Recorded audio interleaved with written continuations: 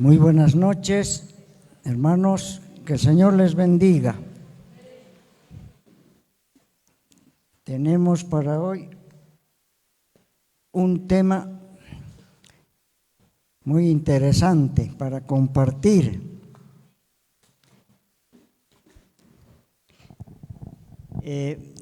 Antes de leer el pasaje respectivo, yo les pregunto a ustedes si se encontraran con Jesús cara a cara, ¿no? Si se le aparece Jesús a uno de ustedes, aquí, ¿no? Aquí, porque en el cielo se sabe que lo vamos a ver cara a cara. Aquí no lo vemos así, ¿no ve? Lo sentimos, quizá, pero no lo vemos así, cara a cara. Pero puede manifestarse de alguna manera. ¿Y qué es lo que primero le podemos decir? Hay diferentes reacciones seguramente, ¿no? Pero quizá la mayoría lo primero se postrarían a sus pies, así de rodillas, ¿no? Le tendríamos que agradecer por darnos la salvación y empezar a alabarle.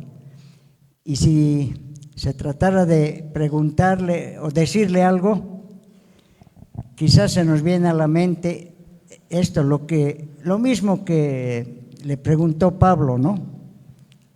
¿Qué quieres que haga, Señor? Y precisamente de eso vamos a compartir ahora en base al libro de Hechos 9. Esa pregunta, ¿qué quieres que haga? O en otras palabras, ¿cuál es tu voluntad para mi vida? Hechos 9, desde el 3 adelante hasta el 6 vamos a leer. Dice así la palabra de Dios: Mas, yendo por el camino, aconteció que al llegar cerca de Damasco, repentinamente le rodeó un resplandor de luz del cielo. Cayendo en tierra, oyó una voz que le decía: Saulo, Saulo, ¿por qué me persigues? Él dijo: ¿Quién eres, Señor? Y le dijo: Yo soy Jesús, a quien tú persigues. Dura cosa te es dar coces contra el aguijón. Él, temblando y temeroso, dijo: Señor, ¿qué quieres que yo haga? Y el Señor le dijo: levántate y entra en la ciudad, y se te dirá lo que debes hacer.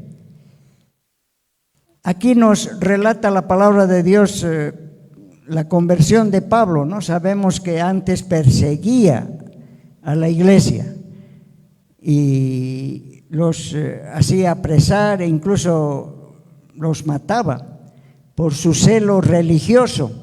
Él creía en Dios, pero en Dios Padre, como los judíos de antes, ¿no? Creían en Dios Jehová, el Padre, pero no creía en Jesús. Y más bien los perseguía a los cristianos, pensando que estaba haciendo algo bueno para Dios. Y por eso dice aquí, cuando estaba yendo hacia Damasco para seguir persiguiendo a los cristianos, dice que le rodeó un resplandor de luz. Qué experiencia, ¿no? Dios puede manifestarse de muchas maneras, hermanos. Hoy en día, porque es el mismo, dice, ayer, hoy y siempre. Jesucristo es el mismo. Y hoy puede manifestarse así como a Pablo, como un resplandor de luz. Y en medio de la luz te puede decir algunas palabras, ¿no? Es una forma de manifestarse. Bueno, y luego dice que cayó, ¿no? Cayó Pablo y escuchó la voz que le decía: Saulo, ¿por qué me persigues? Era Jesús mismo. En otras palabras, el que persigue a la iglesia está persiguiendo al mismo Señor Jesús. Y de eso no se daba cuenta Pablo. Como hay muchos ahora ciegos, ¿no? Espiritualmente no se dan cuenta, a pesar de tener estudios teológicos y demás. Y este Pablo era capísimo, era uno de los mejores filósofos de esa época. Lo superaba, eso no te dicen los libros de historia, pero ya lo han dicho muchos historiadores. Pablo superaba a Sócrates, Aristóteles, Platón, todos esos grandes filósofos de esa época, de Grecia, ¿no ve? Como hemos estudiado desde la escuela. Pero este Pablo era mejor que ellos en la parte de filosofía, de conocimiento, capísimo, era un intelectual tremendo. Y aparte de eso, él, como judío, creía en el Dios Padre, como les dije, ¿no? En Dios Jehová. Lo mismo que ahora los judíos, los de Israel, la gran mayoría solo creen en el Padre. Qué pena, ¿no? No creen en el Hijo, en Jesús, como lo que es Señor, Dios, al mismo nivel del Padre. Entonces Jesús le tiene que decir eso para que entienda, ¿por qué me persigues?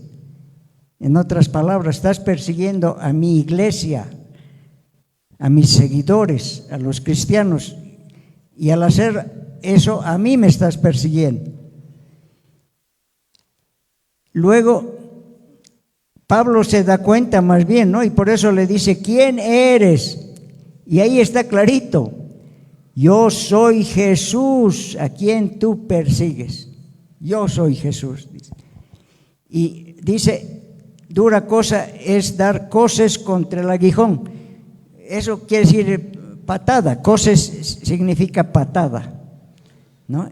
Y cuando le dice, es algo duro que tú des patadas contra el aguijón, dice que el aguijón era como un palo puntiagudo, quizá hoy también existe en el campo, un palo puntiagudo para pinchar, ¿no? A los animales, a las vacas, a los burros y otros animales para que caminen más rápido.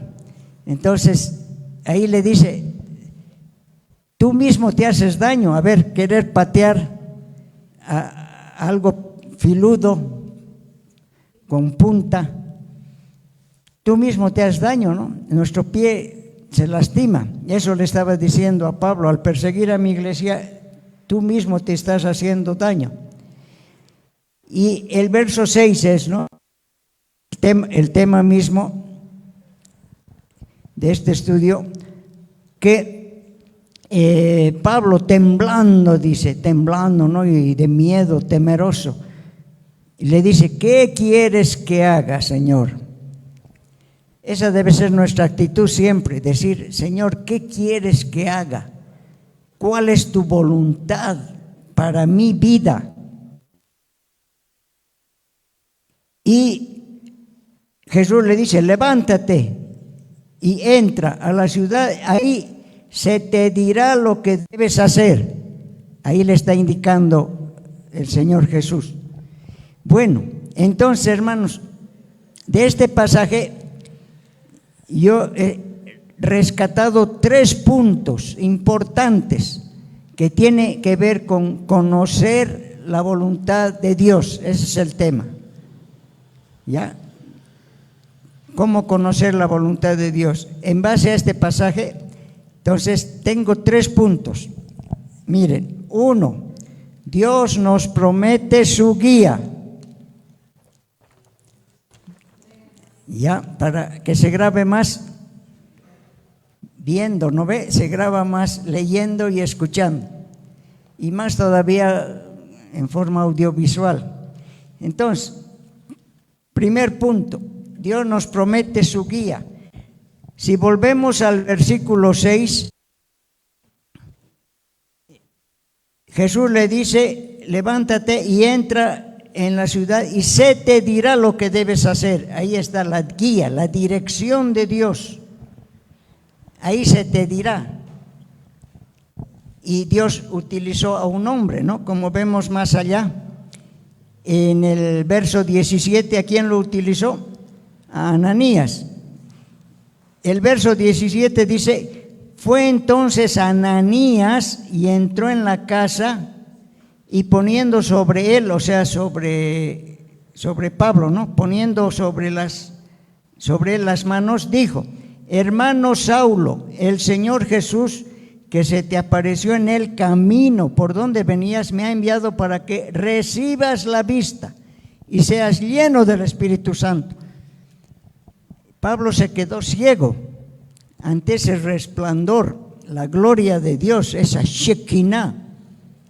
Se quedó ciego, dice la Biblia. Pero miren, aquí Dios le habla a Ananías, un siervo temeroso del Señor, y le dice: en tal casa está un hombre a quien yo lo voy a utilizar mucho. Como hemos visto en todas sus cartas, ¿no? Dios utilizó grandemente a Pablo para evangelizar a tanta gente. Entonces, miren, hermanos, pone sus manos, ora por Pablo y le dice: el Señor Jesús, ¿no?, que se te apareció cuando venías aquí, me ha enviado, era un enviado del Señor, para que recibas la vista. Entonces, ora por él, por sanidad. Y Dios hace milagros, ¿no ve? Hoy en día lo mismo. Hay muchos que sanan cuando se ora por fe. Se necesita la fe del que esté enfermo. Y a veces, aunque el enfermo no tenga fe, pero los que oran por él, si tienen mucha fe, Dios obra y hace la sanidad. Entonces, aquí Ananías ora por Saulo, que se llamaba, luego ya Dios mismo le cambia el nombre de Pablo, y vuelve a ver. Y no solo eso, no solo que vuelve a ver físicamente, sino que es lleno del Espíritu Santo. Necesitamos continuamente, hermanos, tener esa llenura del Espíritu Santo, pedirle a Dios: lléname, Señor, con tu Espíritu para ser mejor discípulo tuyo, para servirte mejor. Entonces, hemos visto el punto 1 es: Dios nos promete su guía, ¿no ve?, o su dirección. Y un poquito para complementar, en el Antiguo Testamento, 32, Salmo 32. Vamos al Salmo 32, que dice el 8: te haré entender y te enseñaré el camino en que debes andar, sobre ti fijaré mis ojos. Aquí está hablando Dios, Jehová el Señor, en este salmo, y dice: te haré entender. A cada uno de nosotros nos está diciendo: y te enseñaré el camino que debes andar. Eso tiene que ver con guía, ¿no?, con dirección. Y sobre ti fijaré mis ojos. Miren qué promesa tan linda de Dios nuestro Padre. Ese es punto 1. Vamos al punto 2. Es este que dice: su guía requiere de humildad y entrega. Esa guía de Dios requiere de nosotros humildad y entrega, hermanos.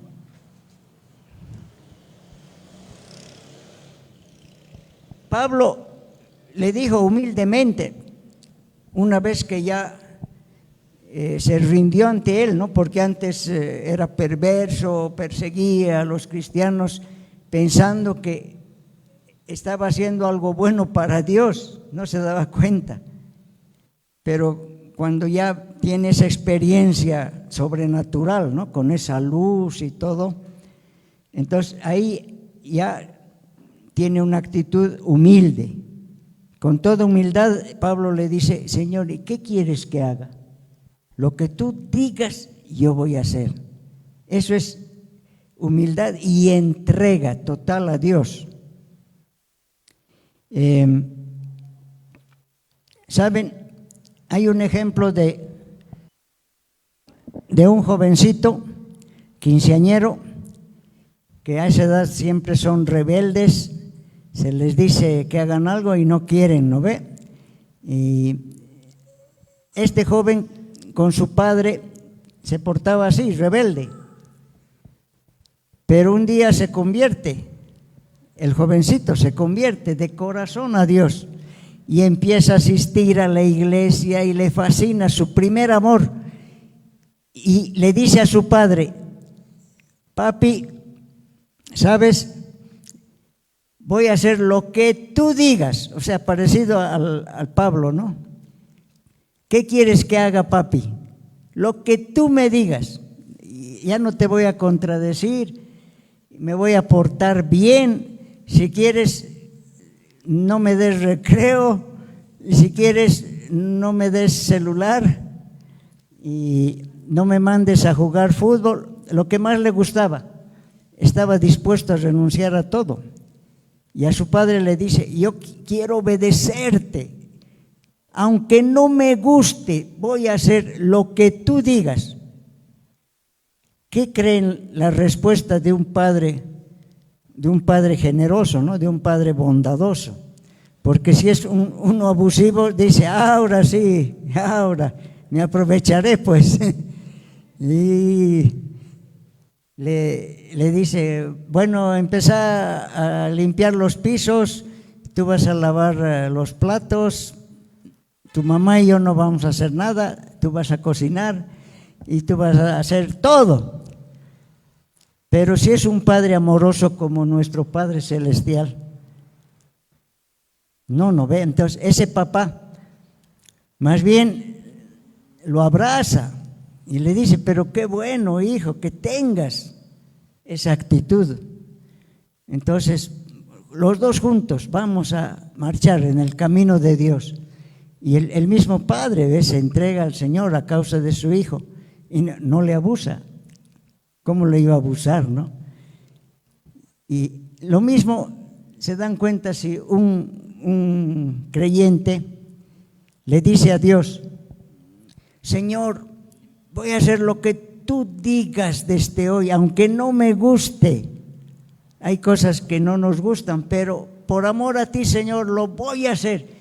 Y Dios, que es tan lleno de amor, ¿ustedes creen que va a decir: ahora sí me aprovecho también de lo voy a mandar allá de misionero a un país de África donde los persiguen y matan a los cristianos?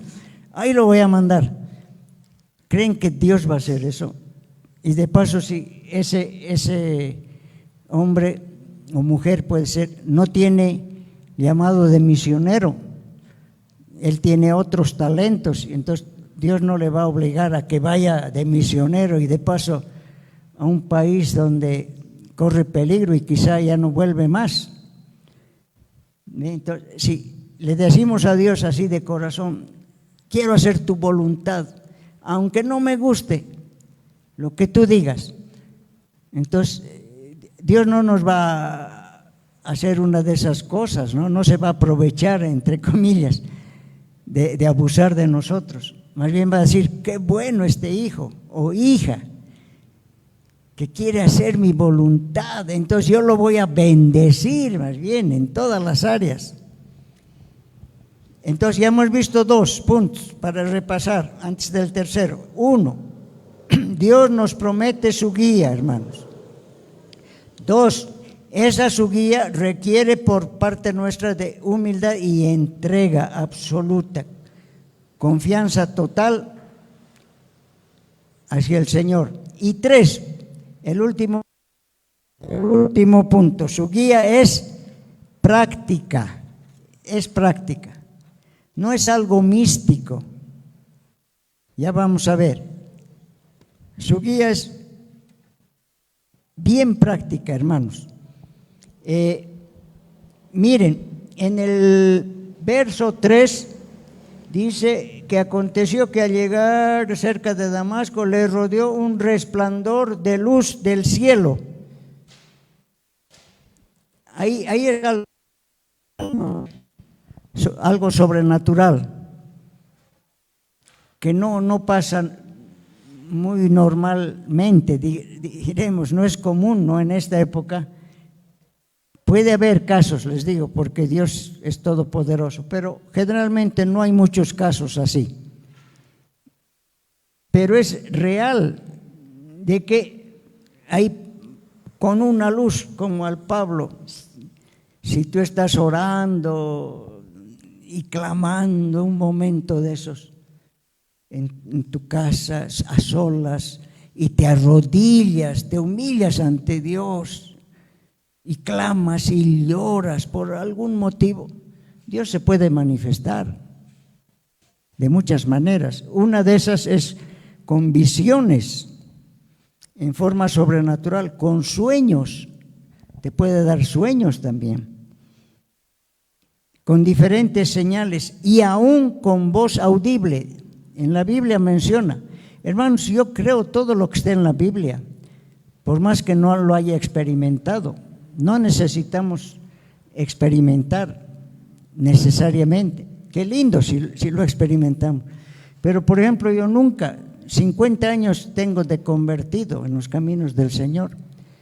Nunca yo escuché su voz audible de Dios, como lo han hecho algunos hermanos y hermanas.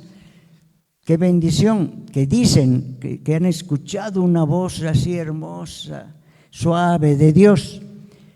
Yo lo creo, aunque, miren, yo no lo he experimentado, pero la palabra de Dios dice que es una de las maneras que Dios habla, que se revela con una voz así suavita.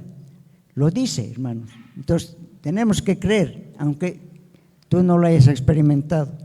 Ahora, si lo experimentaste más todavía, pues, ¿cómo no vas a creer, no? Si has tenido sueños, señales, visiones y la voz audible. Y aquí, lo último, ya para acabar, es lo más importante, hermanos. ¿Saben? Más que todo,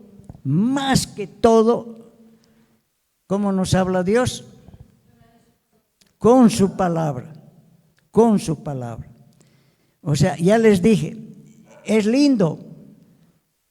Quizá has escuchado o has visto en la tele o cuando hay grandes campañas, ¿no ve? Y Dios se mueve fuerte, hay avivamiento y hay testimonios. Dios me ha hablado, hermanos, con voz audible. Verdad, yo lo creo. Se nota cuando alguien lo está diciendo de corazón, de verdad. No vamos a desconfiar, ¿no?, de eso.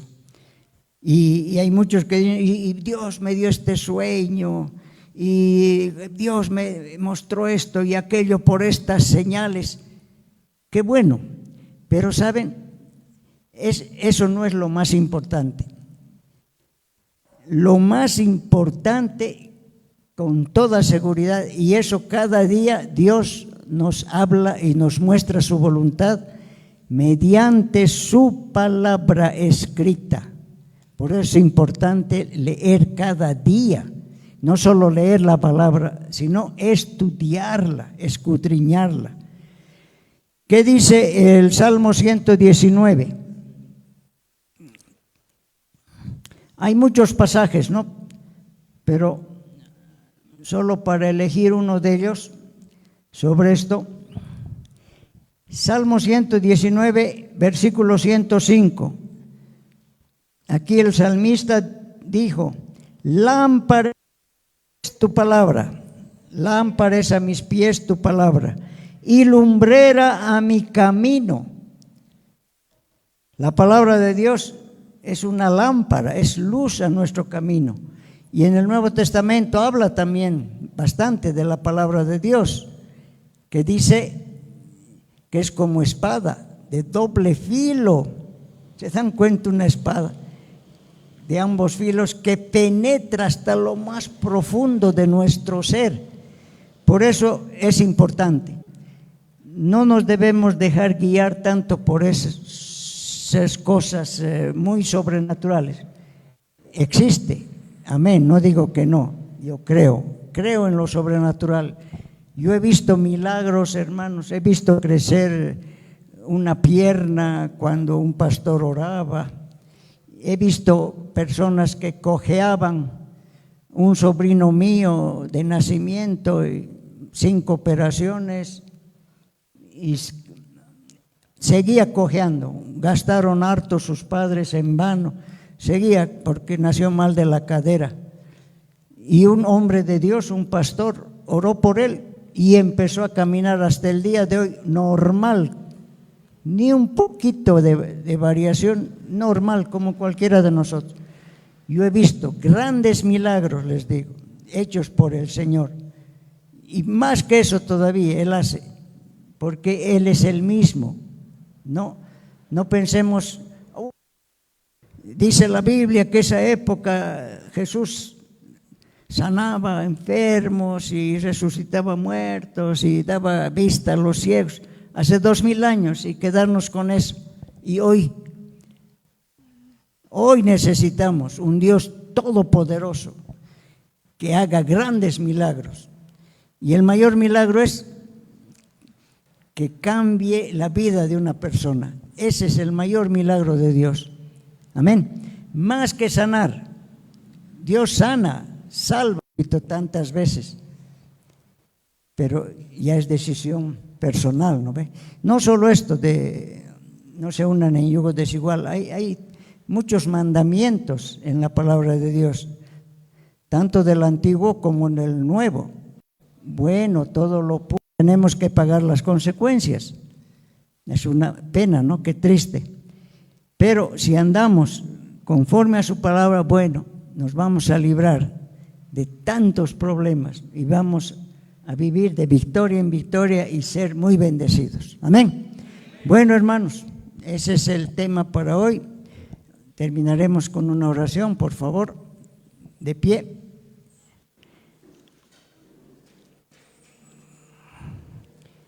Oremos. Amado Padre Celestial, una vez más te damos gracias por este tiempo que hemos tenido aquí en tu casa. Bendice a todos los hermanos que han venido haciendo un esfuerzo. Ayúdanos, Señor, a guardar tu palabra, que tomemos muy en cuenta tu guía, tu dirección, que ante todo está en esta palabra escrita. Sabemos también que tú nos guías y nos muestras tu voluntad a través de hechos aún sobrenaturales de diferentes maneras. A veces utilizas incluso niños, mujeres, campesinos que tal vez ni han estudiado, pero en tu soberana voluntad tú puedes usar al que quiera. Y ante todo, tú nos muestras, Señor, tu voluntad en tu palabra. Ayúdanos a ser fieles y a obedecer lo que tú nos muestras, nos enseñas a través de la Santa Biblia. Gracias por este tiempo. Oramos en el poderoso nombre de Jesús. Amén. Amén, hermanos. Dios les bendiga.